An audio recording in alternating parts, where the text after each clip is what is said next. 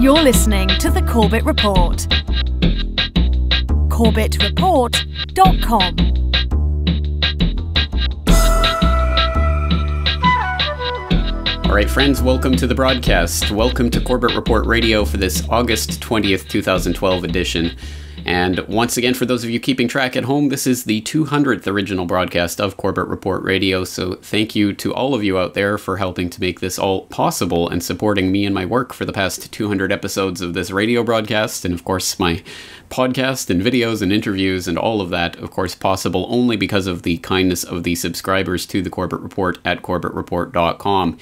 And episode 200 of this broadcast was due to be aired last Friday night, but here in my palatial home recording studio in Western Japan, unfortunately I've been having some construction going on at my apartment for the last few days, and it's scheduled to go on for another couple of weeks. So last Friday, with the hammering and clattering of them erecting the scaffolding was particularly egregious. And in fact, for the video viewers outside or out there, I will show you just a little bit of the scaffolding they've erected around my apartment building. So if you happen to see and or hear any Japanese construction workers walking around in the background, hammering and clattering, please forgive me, but there's not much that can be done about it. But on that note, we are going to have another very interesting week on the broadcast this week. We have Pepe Escobar, our old friend from the Asia Times at atimes.com and many other online sites besides, talking about Syria and the latest moves in geopolitics in the Middle East and in Asia. On the broadcast on Wednesday night, we're scheduled to have Brock West of the brand new Asia Pacific Perspective blog at apperspective.blogspot.com. I hope people are checking that out. A lot of very interesting information about the Asia Pacific region, which I'm going to be concentrating more and more on in the coming weeks and months here on the broadcast and in my other work besides. But tonight we have a very interesting conversation lined up for you on the note of, well, Japan and tea. And when people put those words together, they probably think of the tea ceremony, that rarefied part of Japanese culture that is an inscrutable art to most foreigners, in which every single gesture has meaning. But tonight we're not talking about the tea ceremony, we're talking about the Tea Party and its spread around the world, including here to Japan. So tonight I'm joined on the line from Tokyo by our guest Marc Abela, who is a member of the Tokyo Tea Party at tokyo-teaparty.jp. Marc, thank you so much for joining us on the program tonight. Thank you for having me. Thank you for inviting me. Well, it's great to have you here to talk about this and to talk about what's happening in Japan. Some very interesting political sentiments are swelling here as things really do start to change on a fundamental way in what used to be the second biggest economy in the world, now the third, and slipping rapidly, unfortunately. But before we get into that, let's talk a little bit about yourself. I understand you're a fellow Canadian who has also transplanted to Japan. What brought you out here, and when did that happen? I was born in Montreal, Canada, so it's a very, first I need to say it's a very socialist mindset, and most of what's to be managed in Quebec as a province or the city in Montreal is managed by the state, so it does provide an interesting feel of comfort for a lot of people, and I think I may have abused this feeling of comfort, and I decided to travel. I thought, I've got plenty of time. My pension, my everything is fixed, is booked, and so I just allowed myself extra traveling. And I've been traveling. I think I just counted recently. I'm talking about 50, 60 countries around the world, and I just I managed to find a scholarship in Japan some 20 years ago, 15 years ago, at what is known as the Tokyo University, which was built by Ito Hirobumi when he launched his Japan Empire. So it used to be the Tokyo Empire University, and so I got a scholarship there. So I came to Japan 18 months and learned the language, enjoyed the place, the food. I think back in 95, early 90s, Japan was still a completely different country. So I've been here since then. Absolutely. It certainly has changed even in the 8 years I've been here, let alone the, I guess, 15 or so that you have been here. And a very interesting country for a lot of different reasons. So let's start talking about that and some of the specifics. But first, let's take our first break of the evening, once again talking to Marc Abela of the Tokyo Tea Party. We'll be back with more right after these messages.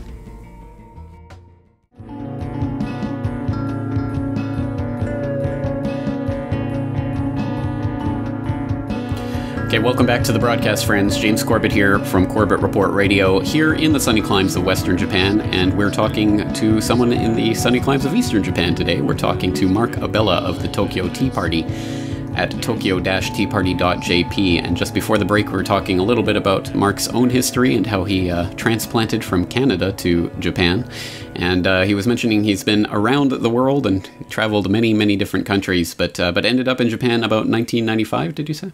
That's correct. I first came in 1989, 1990, and then came again. And I've been in Japan for 15 years, 16 years in a row since 1995. So I've been really looking at the presidents, the prime ministers, the way they've been behaving, the economy. I've been studying and working both since I had the scholarship. So it gave me an angle, I think, that a lot of foreigners probably do not have. The job I had also forced me to travel a lot. So I think I was lucky enough to have an angle on Japan that a lot of people probably sometimes miss when they just come for a couple of months or a couple of years just for work. Right. Well, just keeping up with the Japanese prime ministers can be a full-time occupation in itself. Definitely. They change every few months. But so you were here. You at least saw the end of the bubble there in 89, 90. Can you talk about the ways that Japan has changed since that time? Well, I mean, it's Japan has pretty much the same history as everywhere. Every time something goes wrong, a lot of the profits are kept private, and a lot of the losses are socialized. And if you just keep that in mind and you just study any country along the lines of that behavior, the more things go wrong, the more the king takes over himself and forces the people to pay for the mess. And the more things go right, the more people keep the money for themselves. So Japan really went through a lot of that. I think something called the Plaza Accords in '85 was where pretty much the money supply in Japan, you can go back to the 19th century easily to describe why we're in such a difficult situation today. Bismarck and all the people back then and relationship with Japan. But 90 was really booming. A lot of money was printed. Too much was printed. Bubbles, a phenomenon that a lot of probably American people are familiar with. The Nikkei went through the roof. Housing prices went through the roof. Ginza, a lot of places where everybody could just not make sense of what was happening. And then suddenly the bubble collapses. And like I said, they just tried to socialize all the losses. And so the taxpayer has been providing for all the pain since then. And every time they increase regulations, you get fewer and fewer banks, fewer and fewer companies. The less choices people have, less competition, high prices, lower quality. So over the last 15 years, really, Japan has really changed. It's something that's been in the making. Let's just be honest. It's part of the education. It's part of the mindset. So just like in America, the problems in America didn't just show up suddenly in 2007. They've been in the making since 1913 or whatever the date people want to go back to. But the problems in Japan were in the making for a long time. World War II, not understanding World War II will not allow people to really understand why Japan is in such a mess today. Absolutely. So, yeah. Well, we have obviously a large international audience and a lot of people out there who aren't really familiar with the Japanese context. So let's provide a little bit of that and go back to some of that history, including the post-World War II reconstruction and the boom and then the bubble. Let's talk about some of that history and talk about some of the politics that have underlied Japanese parliamentary system since the end of the Second World War and the constitution that was drafted up by the United States. Well, I think to understand World War II, if you give me just a minute, there's one movie that really describes what happened in 1868, which was what they call the Meiji Restoration, when a bunch of corrupt politicians and senators took over. There was a movement to try to free structure. The country was going under different waves. You had a lot of intelligent writers, Fukuzawa Yukichi, the guy who was on the 10,000 yen bill, who showed up. But the best movie to understand what happened in Japan is Star Wars. George Lucas, who made Star Wars, was a big fan of Japan. He was a big fan of Kurosawa Akira, born in 1910, samurai family. George Lucas. So if you really want to understand the samurai, it's all in there. It's all in Star Wars. So the lightsaber is the katana of the samurai. Then the senators, the Palpatine, and whatever you want to call them, Darth Sidious, Darth Vader, are pretty much the people who built what they call the Galactic Empire, so the Dai Nippon Teikoku, or the Japanese Empire. And then they went around and they played around, and their model was completely mapped on Bismarck. And so in 1930 and 1935, when things started getting rough in Europe, Hitler started looking for people he went and knocked on doors. I think Franco was one of them, Mussolini was one of them, and Japan was no stranger. And Japan was really messing up with the Asian region And so they got involved in the wrong war with the wrong people on the wrong side, and they lost. And so Roosevelt died. Truman, I believe, was next, and they wrote this thing called the Potsdam Joya. I forgot the name in English, but it's the Potsdam Treaty. And I think it argued for unconditional surrender from Japan, and Japan said no. And so, of course, they tried to argue, let's try to negotiate this thing around, and the U.S. said no. So they just bombed the country, one city, out of existence. Japanese said, give us more time. The U.S. said no. We're not going to do anything but unconditional surrender. 3 days later, a different city gets bombed out of existence. Japan has no choice, on their knees. And so since then, they've become an unofficial colony of the U.S., if you will. So since 1945, the U.S. has come here. They've bought back every army that was available. Well, they bought back, they took back every army. So now today, Japan is a land, is a man, it's a how do you call that in English? A landmine, or it's loaded with nothing but American armies. They've taken everything from the Tokugawa period. Everything is owned by the Americans today. And since 1960, 1970, it sped up as Nixon needed money. He didn't want to tax people, so he needed a lot of money, mostly for what Kennedy had spent. And they've realized that they could just force Japan to buy up all the debt, all the instruments that the government in the U.S. is trying to sell, and it has no bidder. They don't want to raise taxes to fund all the bombing that you're talking about in Syria and other places.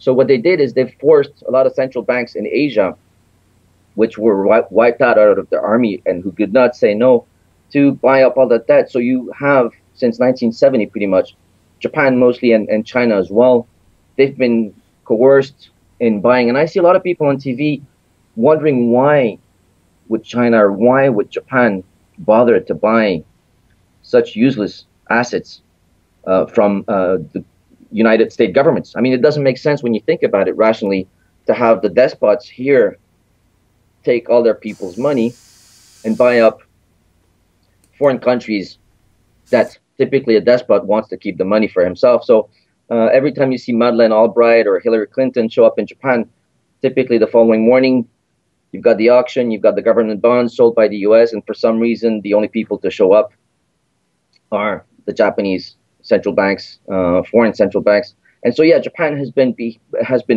coerced into an unofficial, undeclared colony of the U.S. And to add to that, they've kept their taxation system. So not only do people have to pay up for the government in the U.S.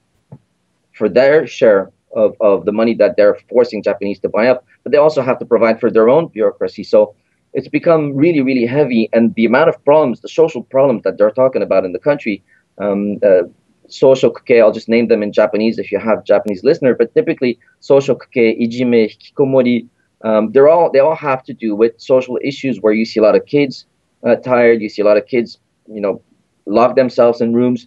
And so since the 1970s, you need to go back to 1860, 1870 to really understand why we're here. But typically, it's been on a increasing, I probably almost feel like using Al Gore's frog metaphor. These people have been in a boiling pot for a long time, and the heat just keeps on going and going and going. And it's a culture where people, it's too far out in the absurd and the obscene for anyone to raise a hand and say, listen, I think we might want to reconsider the things. And I think every smart thinker, Luther King or whoever, pick your feature, Gandhi, every time they start noticing that something is just too corrupt, I mean, you almost have to just give up on your life pretty much. You sign a blank check because you know that people are so tired that they, like Shakespeare said, they will shoot the messenger pretty much. If you come up with a weird message, even though they should focus on the message, the natural tendency will be to focus on the messenger. So the country is really, really in a difficult position. The pressure has been building up so much by small increments for the last, 100 years. And it's not as if, I mean, the past 2,672 years or the age of Japan are not to blame also. This kind of mentality of having an emperor or having a bureaucracy, a samurai. They used to have that 4 level that was brought in from China. They call it Shinokosho. So it's a very stratified, very close to what the French people had, the princes, the kings, the barons, and whatnot. So yes, since 1990, 1995, Japan, the increments are starting to show. So it's as if someone has had a weird disease for quite a while, and now suddenly you can see the person cough, you can see the person. Now it's starting to show, and very few people today, very few people today. We're talking about 125 million people. Very few people have the courage to stand up and say, "Listen, this is probably going a little bit too far. We might need to rethink this whole thing out because it's too far. It's just too far." So it's going to take a lot of courage for someone to do that. It certainly is, and especially in the Japanese culture, which has been noted to be very much one built on harmony and accord, and saving face, and not rocking the boat too much. So it will take, I think, quite a lot of intestinal fortitude on the Japanese people's behalf to really start this process going. So it is very exciting to see things like the Tokyo Tea Party taking off, and other signs that people have had enough of what this really amounted to, at the very least, half a century of American colonial rule in all but name. So definitely some very exciting things happening here politically, and we'll see what happens with them, and we'll talk with you more about the Tokyo Tea Party in particular. But first, let's take another break. If there's anyone out there who would like to get in on this conversation and ask any questions or make any comments to our guest, you can get in at 1-800-313-9443. That's 1-800-313-9443. Or you can tweet your questions or comments live on air at Corbett Report, and I will address them on air. So let's just take a short break, and we'll be right back with Marc Abela right after this.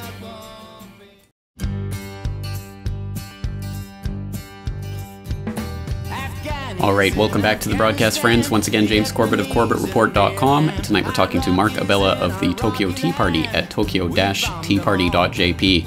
And in the previous segment there, we were talking about some of the history and context of what has led Japan to this point, and some of the cultural conditioning that the Japanese people have been through for centuries, really, in a very feudalistic and top-down type of society. And I think a lot of people are starting to break through that conditioning, but it's a very strong conditioning. So we'll have to see what comes of this. But let's start talking a little bit about the Tokyo Tea Party and how it came together and why you decided to get involved with it.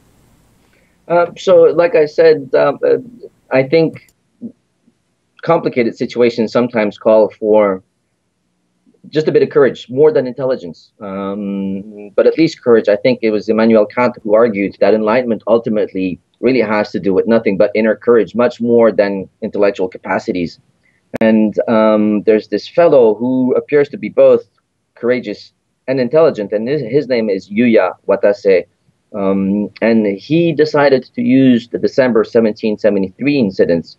And I am sure a lot of people on your program are already aware, but for those who don't know, it was pretty much one of the first serious time in history where a lot of people told their kings or their despots or their rulers, you know, if you want your money, just work like everybody else. Just stop taxing us for your money. So it was one of the clearest, best documented display of courage, I would say, back then, for people to stand up to their kid and to their king and say, if you want your money, well, just work like everybody else. Stop just stealing it from us.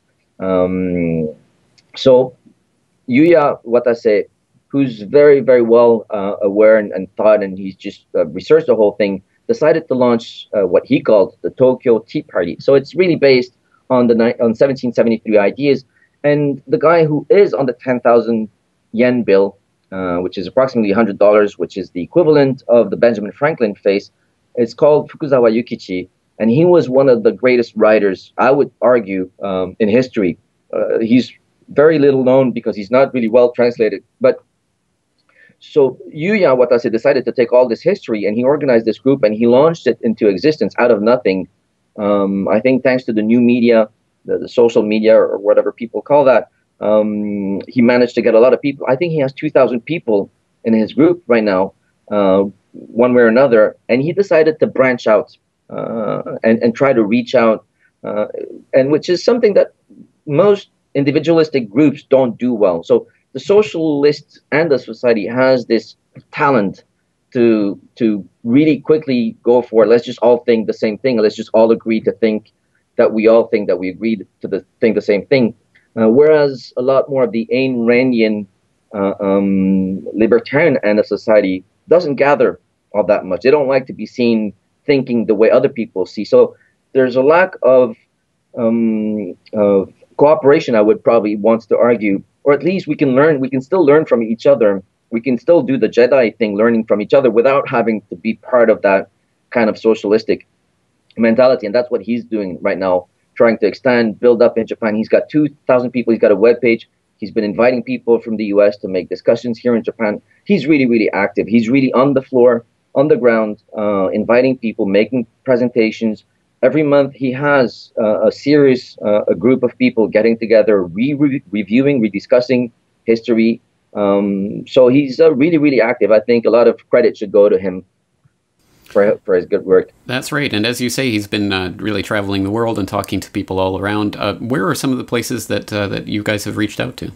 So the beds of this culture of avoiding taxation, or doing without a king or prime minister or president or whatever you want to call it, a taxing body, today in 2012, maybe it'll be a different spot in 2500, but today it really remains the US and some locations in Europe, I would say.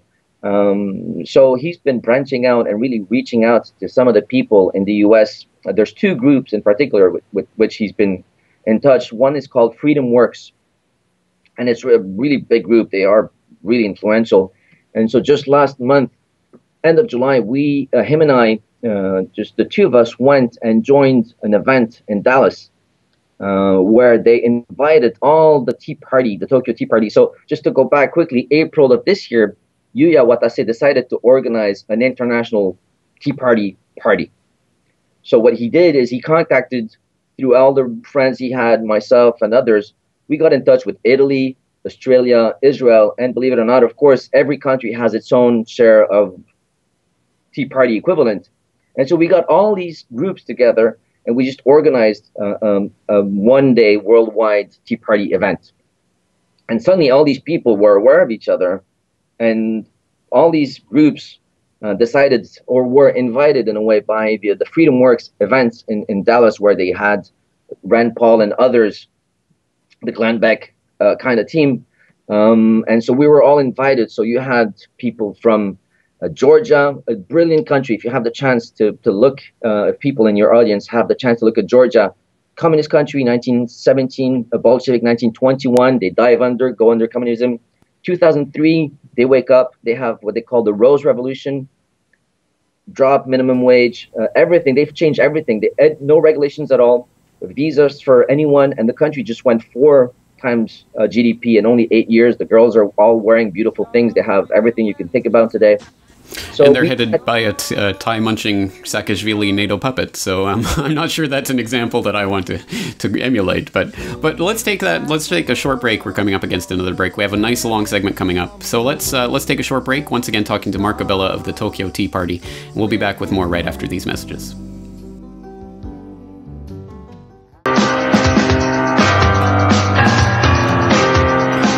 Okay, friends, we're back. On this Monday night edition of Corbett Report Radio, the 200th edition of Corbett Report Radio, talking to Marc Abela of the Tokyo Tea Party. Once again, that's tokyo-teaparty.jp, but that is really only handy if you are really able to read Japanese, which I can do on a day-to-day level, but it's very difficult for me to read a newspaper or anything of that sort. Very difficult to read the Chinese characters. So for those of you out there who are similarly having trouble with that, is there a website or information resource for English speakers about this international Tea Party movement? So the guys in the US called Freedom Works have a lot of pages. They've tried to cover the event, at least the last month's event. So they've invited us pretty much to an event which was already scheduled. So it's not as if they held the event for us. The event was already scheduled. And so they invited people from Greece, from Australia, from Georgia, from Serbia. And so we ended up joining. So the amount of information available today in English about the Japanese Tea Party is still limited. I think we want to be working on that very soon. But the information about Freedom Works and the international Tea Party movement is something which can be found. There was also a worldwide party organized in April that I talked about, and there was a webpage built for that. So I'll try to send you the link later if you want, so that you have it with you. And I think there's some information in English right there, and it points to all the sites of the Israeli Tea Parties. So a lot of people can connect if they want with more local groups. Well, you send those links along to me, and I will put them in the show notes for tonight's episode at corbettreport.com/radio. So for those of you listening to the podcast afterwards, you can get those links from there. But let's back up a minute. Before the break, we were talking about some of the examples of some of the people attending the international conference of International Tea Party Associations, or whatever terminology you want to use there. But we were talking, for example, about Georgia, and I cut you off. The break cut us off about talking about that and some of the issues there. I don't know a lot about the internal domestic politics of Georgia or what's going on there. I was really referencing the geopolitics and the 888 invasion of South Ossetia and bringing the world to the brink of some sort of crisis, and Russia eventually coming in and saying we're prepared to use nuclear missiles against Georgia, which is a ridiculous state of affairs. But I think Saakashvili and NATO brought that on for themselves. You mentioned the Rose Revolution, which we know was funded at least in part by the Open Society and George Soros. So I'm very hesitant about that. Obviously, we know Soros and what the types of activities he's been behind. But in terms of the internal politics and the domestic policies of the Georgian government, I really don't know a lot about that. So perhaps you can elaborate more. Well, I come from probably the other angle, so I'm not completely aware. I just met the people who were part of the Tea Party, the local libertarian movement in Georgia. So who I doubt George Soros would have funded these guys, because obviously there would be a serious conflict. I have learned to stop trusting people like Soros and others, obviously, over the years. But the people from Georgia, 6 great, elegant gentlemen, and they described exactly the steps they went through. So yes, Rose Revolution. I don't know how it's presented in the media or who takes the credit. I mean, even when the Soviet Union fell, you had people like the Pope saying it's thanks to me. So I'm not sure that all these people who often take the credit for the good news are actually the people in the back who really do all the good work to be done. At least I'm convinced. I've met with the people who were part of the solution. And so what they did was very simple. They've really brought down regulations to the floor. So you just put put something on your car and you call yourself a taxi. You're in business same day. Regulations, no minimum wage law. So if you want to sell lemonade, you want to work as a barber shop, you're welcome. They've dropped I think for 88 countries, they were saying no visa restriction, even though it may not be reciprocal. So they welcome people. They allow 2 nationalities. They've brought out all the taxes to really simplistic taxes. So they have a couple of them, but it's really what a lot of people call flat taxes. And they've really brought down a lot of the state. They've also included things such that the government would have to keep its deficit. Of course, that's not perfect. It's always, like I think we were saying earlier, you really have people. History is just that. You have people pulling the blanket of society towards a lighter, more enlightened, clearer end of the tunnel, or you have more people pulling towards the darker end of society. And from what I understand, Georgia is an interesting example of at least a lot of people underground who have taken a country which was really, they didn't have electricity 15 years ago. And now girls are wearing Vuittons and Gucci or whatever. So there is a case to be made. But Hong Kong, any country you look for, I'm sure you will find the corruption if you look for it. But these fine gentlemen did a very, very good job. So we had people, like I said, from Serbia, from Greece, from Australia, from Israel, brilliant people, very smart, very intelligent. And everybody got together under the umbrella of the Freedom Works event, which was scheduled before us anyway. And it was in Dallas. Right. Well, let's talk about what brings these people together, because we touched on some of this tension before when you were mentioning the idea of the Ayn Randian libertarian side of the spectrum not being good at playing together, as it were, and getting along together, and that's understandable, because of course socialism is fundamentally about collective and subsuming the individual. So they might be more capable of getting people to go and dissolve their identity into these group collectives. But obviously for something like the Tea Party or that end of the spectrum, it's really about the fundamentally opposite idea that individuals are individuals and that they should be treated as such and not collectivized. So it's difficult to get people into a sort of broad umbrella group or something where they can come together like that. Let's talk about some of those tensions and how the International Tea Party is trying to resolve that. Well, typically, I mean, I like Orwell because I think he provided us with the greatest example, which was the animal farm. And if you jump out of the human race and into the animal world, which we're part of eventually, but if you look at animals, it's always easier to make a point. So allow me to use animals, and it'll just the message will probably come out a lot clearer. But typically, socialist movement are very. A lot of people use the sheep to describe them, but if you see a bunch of sheep walk and one walk outside this, well, it's just a matter of seconds before it joins. The Tea Party often tend to like the eagle as a symbol, or at least in the U.S. And it's like trying to take a bunch of eagles and telling them, okay, let's just get together, let's just have a discussion. It's not going to happen. There's no way. They're not brought up that way. You can't ask an eagle to come and sit down and talk and let's just try to learn from each other. Okay? It's not going to happen. That's not how they're built. That's not how they behave. So it's a challenge. It's a clear challenge. Having said that, if I use George Lucas movies as a probably better example, there is stuff that people can learn from each other. There is clearly mistakes that do not need to be repeated in order to get the lesson out of the mistake. So it was really interesting. I think the most interesting thing was what works and what doesn't work for us, and what do you do that we don't do that we could eventually do. So we managed to stay out of let's just think together, let's just think the same thing, let's just repeat after me, that we all agree, that we all say the same thing. We really managed to do without this kind of approach to reflecting on society and really learning, just like you would go and learn, or in maybe The Matrix or other movies do a good job at describing it, but just like people learn from each other skills that they can also then themselves use for the benefit of their own personal ideas in a way. So you had people who came from a lot of different places, people who had a lot of experience as well. So you had the people from England as well, people from Germany, people from Italy. And so we all have our challenges, and some of us have gone through mistakes that others haven't. So that was really the focus of the discussion for at least the international movement. Tried to at least keep it to let's just learn from each other and let's just keep in touch so that we learn from our mistakes, instead of just let's do all think the same way, or let's just all repeat the same mistakes before we learn from each other. Absolutely, and that's something that resonates with me personally, because personally I'm not a card-carrying member of any party or any organization or movement or anything of that sort, and probably never will be because of those types of issues. But at the same time, I don't want that to become that we're all just atomized and can't work together, which I think is ultimately going to be the long-term solution. We have to come together at the very least as communities, and we have to learn from and listen to other people from other cultures and see how they, what kinds of solutions they have to bring to the table.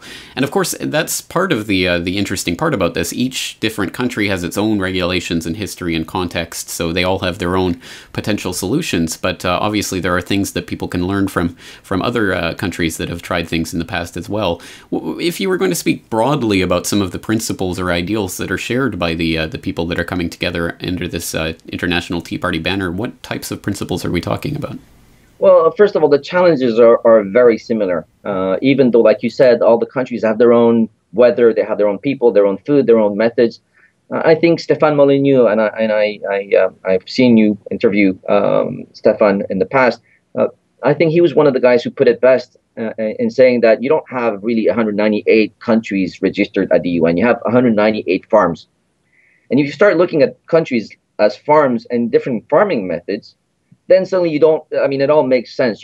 Sometimes you have the farmer giving back a bit of healthcare here, taking all the eggs to bum the farm next door. And if you see it just like a succession of farms, suddenly it's easier to think about farming methods or management for farms in a way. So the challenges were really identical. First of all, the apathy is dramatic. I mean, the apathy is through the stratosphere for a lot of people still. I mean, you would think that with the internet and everything, it's really hard to get people to jump into the conversation. I think most people don't really understand what's happening. I think they're shy as a result, and they don't want to get into the discussion because the conflict, they're not used to disagreeing with people. They aren't used to trying to discuss with ideas that they haven't borrowed from anywhere. So that was one thing, how to undo the apathy in the system. So that was one of the challenges that we all shared in a way, how to try to invite people and you can't coerce people out of coercion. You can't regulate people out of regulations. Uh, you can't force people outside. You can't. It's not. It's a negating message ultimately. So how to politely invite people outside the firm is really probably was the challenge, and kill the apathy. The second thing that we obviously shared was the astronomical numbers, or how big the damage is. I mean, if we were, I don't know, if we had a king or a prime minister, call it what you will, and the guy taxed us 10% and had a bit of a debt here or a bit of money there that he owned to someone. I mean, we can still argue that there's still ways to do things better, but the numbers, like the debt to GDP, and even debt to GDP doesn't mean anything, because typically the government is not GDP. The government has its own budget. So typically it should be debt to the budget of the government, not debt to GDP to start with. So if you start playing around with the numbers, first of all, it's astronomical. It's just like there's no way on the planet kids will ever be able to provide with serious labor some of the debts that some of the governments are leaving on the back of some of the kids. So we're starting from a really, really complicated location. There's no easy way out. It's going to, I mean, a lot of promises have been made in all the countries, and a lot of these promises, a lot of the people who are expecting these promises, who've been spending 10 years, 20 years, 30 years working, looking forward to these promises, a lot of people are going to have to work with the reality that the money is just not available. And so it's either them or their kids. It can't be both. And so a lot of people are going to have to make a lot of tough choices. I'm not sure we're ready to make these choices, but at least we have to talk about them. We have to be aware that this is where we are. And so apathy and the how to invite people outside their shy comfort zone, and invite people to jump into the conversation. I think Mises was arguing often that, there's no way out. You have to jump in there. You have to just discuss with people. No one can find a safe place in society if everybody's shutting up. And the size of the problems were two things that we obviously all the countries seem to share very clearly. Well, absolutely. And you mentioned the problem of getting people outside of their comfort zone. And I think that's particularly a problem in Japanese culture, where there is, I think even less so in a lot of countries, that culture of having confrontation or having arguments with people, especially in mixed company. So as one of my Japanese friends put it once, politics is just background to us, and we don't talk about it with people in our everyday life. And that's very much what I've found in my experience here with a lot of people. Perhaps in the Tea Party circles in Tokyo, it's quite different than that, but let's talk about that problem of breaking through people's comfort zone. I think the silence is obviously, I don't like the brainwash word, but it's part of the kit. It's part of the set. I mean, you don't have a highly vertical, highly feudal society and a society capable of discussing anything at all times. And I would argue that silence is not a symptom, but a decision. It's imposed probably on the people. I don't think people know it all that well. But I've been working here in this country for 15 years and 16 years, and I remember in my very first years as being a sales guy in Japan, I would go and talk to the customer, and I say, "Listen, by the way, have you seen the election? Are you following?" And I had an interest back then already, not understanding most of what I was talking about, but I was trying to put the discussion. And I would remember my what they call senpai in Japan, on the guy on top of me, who would take me after the meeting with the customer and say, "Listen, in Japan, we just don't talk about these things. We just don't bring them out. There's 3 things we're not allowed to talk during a meeting.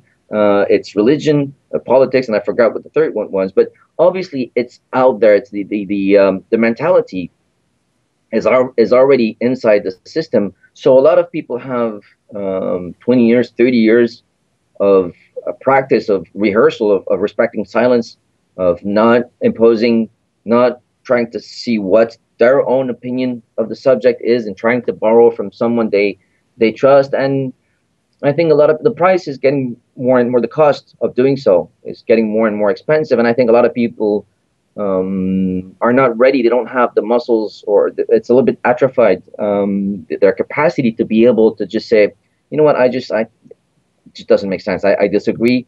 I care to disagree, and I will not stand anymore for this situation, because First of all, it's a lot of people have to do it at the same time for them to be comfortable with doing it. And the language in Japan is a bit of a difficult language, as you were probably mentioning as well. And I would argue that vertical societies usually have difficult languages because you want to have at birth quickly a verticality in that I speak French, I know how to be polite, I write good letters. Thus, I come from a good family, I've been to a good university. My parents had better means than you have, and you can only write with this level. And so I think the more vertical society gets, the more complicated the language gets. And I think Japanese is no exception, I would say. Absolutely. No, I've certainly noticed that that there's definitely a stratification in the language itself, and polite Japanese is almost a completely different language than regular Japanese. But on that note, let's take a short break, and then we'll be back after these messages to wrap things up. Once again, talking to Marc Abela of the Tokyo Tea Party. So stay right there. We'll be right back.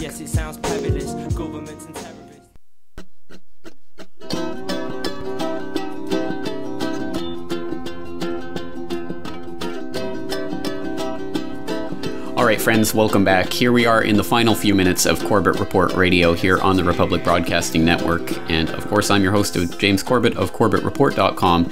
Tonight, for those of you just joining us, we've been talking to Marc Abela of Tokyo-teaparty.jp. We'll have links to that website and some of the other sites in the international Tea Party universe up at CorbettReport.com/radio when this gets posted to the archives there. But Marc, let's just wrap things up on, well, maybe a positive note. Certainly, there are a lot of things happening in Japan, and it's not all good news. In fact, a lot of worrying developments taking place, not only, of course, as we've seen in the last year and a half with what's happened at Fukushima, and speaking of the socialization of losses and the privatization of wealth, I think TEPCO is a case in point. But at the very least, a lot of people are angry about the way the government has treated them during this crisis, and the way that the government has mishandled it in cooperation and conjunction with TEPCO. We also see talk about the raising of the consumption tax here in Japan from 5% to 8% and eventually to 10%. Some things that I think a lot of Japanese people are going to be starting to get very concerned about, and perhaps prompt a few of them to get out of that comfort zone. Let's talk about some of these developments and what you expect might happen in the next few years here. So, yeah, I mean, there are more good news, I would argue, than bad news. Of course, the government's just doing what it does best. It keeps on trying to get more money for itself. They're trying to raise taxes as much as possible. But the internet has really been the Gutenberg press of the 21st century, at least. Suddenly people have started, like in most countries, I would argue, I don't think Japan is an exception, but at least Japan is not an exception, which is the good news. A lot of young people are waking up. They're realizing there's a lot of material out there that they've never been exposed to. I had a meeting just this weekend with the only student of Ludwig von Mises, the only Japanese student, and a lot of kids were there, 21, 22, 23. They knew about Nozick. They would quote a lot of different people that I barely even knew myself. So obviously there are a lot of good news, and the Tokyo Party is probably part of this whole movement. It's not an easy battle. I mean, it's not a battle which is won, but there are good signs. The damage is important, and it's been in the making for several years. So I don't think you undo these things in a week or 2 weeks or ever. I mean, probably history in 10 years, 20 years, 50 years, 100 years will still show signs of what's happening today. But at least the good news is a lot of people, a lot of young, energetic people. And if you've been in this country, you know that once they decide to do something, weirdly enough, they do it extremely well and with a lot of passion, the right kind of emotions, the attention to details. And there's very little things that go undone. I mean, when I came to Japan, cell phones showed up in the U.S., and the cell phones in Japan 2 weeks later were 100 times better than what you would find. And it's Absolutely. true for cars. It's true for a lot of things. Fukuzawa Yukichi, actually, who came back from his trip in Europe, wrote a book called Gakumon no Susume, a book I would recommend if people are interested in trying to understand Japan. The book is it's almost better than a lot of the stuff that a lot of the people out there from Jefferson to Franklin have written. So a lot of really, really good news, I think, for Japan, even though the battle is just not won yet, that's for sure. Absolutely. Well, there's a lot to be said there, and hopefully we can continue this conversation at a later date. But in the meantime, I hope people will at least check into the International Tea Party movement. If you are conversant in Japanese, by all means, check out tokyo-teaparty.jp. Otherwise, you can find perhaps your local equivalent. And on that note, we're going to have to leave it there. So, Marc Abela, thank you so much for your time tonight. Thank you very much. Thank you for inviting us. All right. Okay, we'll leave it there. Once again, I'll be back tomorrow night with Pepe Escobar, and on Wednesday night, we'll have Brock West of Asia Pacific Perspective. So until tomorrow night, thank you all out there for listening, and take care.